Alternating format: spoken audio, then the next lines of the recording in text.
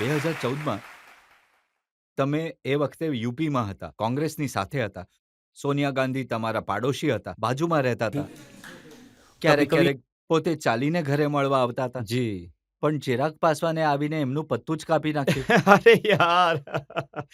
પત્તું કોઈનું નથી કાપ્યું. I think need of the hour હતી. હું મારા પ્રધાનમંત્રીજીથી ઘણો પ્રભાવિત રહ્યો છું અને આને મેં ખુલ્લા મનથી દરેક વખતે સ્વીકાર્યું પણ છે અને એમનું જે વિઝન એ વખતે હતું. હું 21મી સદીનો ભણેલો ગણેલો યુવાન છું. નથી માનતો જાત-પાત, ધર્મ અને મઝહબની રાજનીતિને અને જે રાજ્ય બિહારથી હું આવું છું, ઘણું વધારે જાતિઓમાં સાંપ્રદાયિકતામાં વહેંચવામાં આવે છે.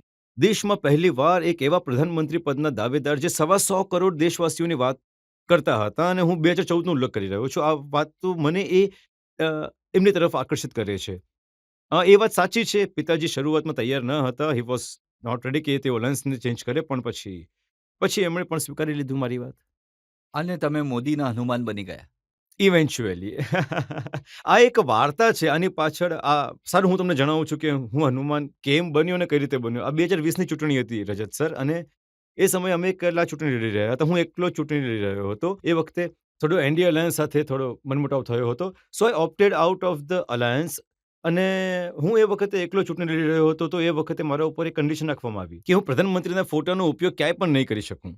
સો I just said it one day on record that કે જે મારા દિલમાં વસે છે, મારે એમના ફોટો હોર્ડિંગ પર લગાડવાની જરૂર નથી. તો દિલમાં વસવાની વાતથી હું હનુમાન બની ગયો હતો.